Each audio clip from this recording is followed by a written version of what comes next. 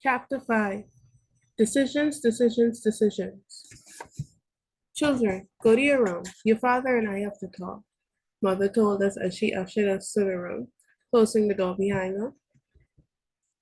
What do you think they're talking about? Obi asked as he placed his ear to the door, trying to hear our parents' conversation.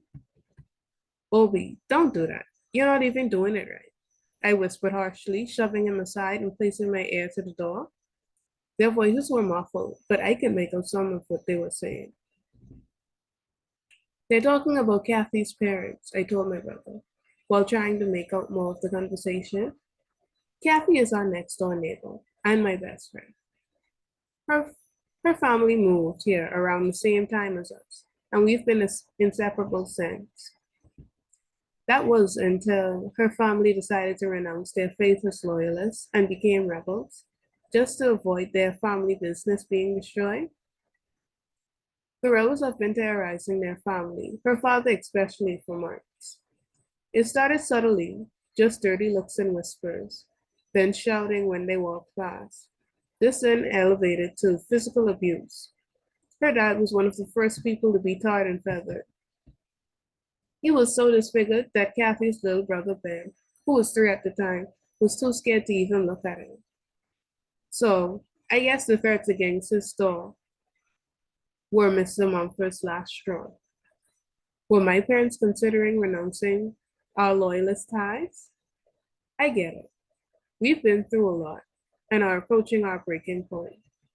The rebels are sending threats against our life. My father, who wasn't afraid of anything, was terrified. His hair, which was once jet black, is now thinning and gray. My mother's face, which was always joyful, now is dull, and she rarely even smiles anymore. Obadiah, my brother, was a happy boy, well known for his bright blue eyes. His eyes are now dark and full of sadness. These events have been taking a toll on all of us. But why should we just give up and turn our backs on the crown? I left the room to where my parents were sitting at the dinner table.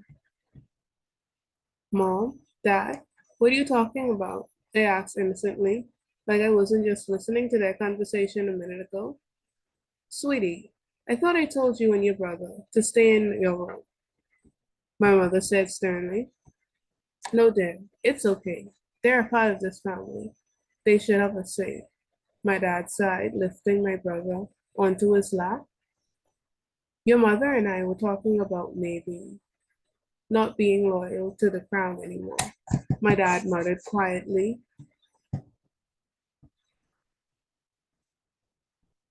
And slowly, Dad, we can't. Why would you ever think about this? I asked as my eyes filled with tears. Honey, they're threatening to kill us. They've beaten your father senselessly. Just look at Mrs. Thompson's store, my mother cried.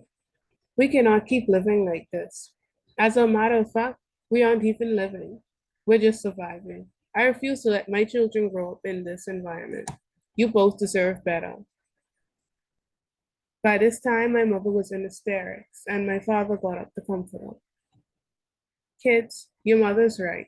This is our only hope, my father told my brother and I, trying to reason with us. No, that's not true. What about the Whitmores? What did they do? I questioned. The Whitmores were family friends who left right as the war started. When they saw the rebels begin to treat people loyal to the crown differently, they left on the next thing smoking back home to England. People laughed at them and spoke about them horribly, but no one's laughing now.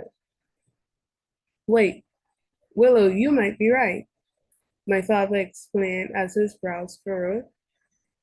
If I remember correctly, I heard Mr. Thompson talking about a group of loyalists who were planning to leave here and go up north into a place called Nova Scotia. Honey, are you thinking straight? You did hit your head hard earlier. Are you okay? My mom asked soothingly, rubbing my dad's head. Did you happen to forget that we have 2 small children? How will we manage? I heard that voyage to Nova Scotia is very dangerous. Honey, don't worry. I'm not saying for sure. We are just weighing our options right now, my father replied. I'm going to search for Mr. Thompson tonight and get more information about leaving. The next morning, my father called another family meeting. It was obvious that he and my mom were both on the same page, since their faces both held the same small smiles, even though my mom looked a little anxious. Okay, Willow and Obadiah. Do you remember what we talked about yesterday? My father questioned. Yes, we spoke about if we were going to stop being loyalists or move away to somewhere else. Bobby answered confidently. He didn't care about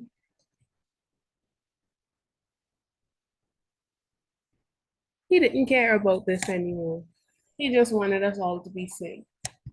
I really envied that. I care a little too much about this whole situation.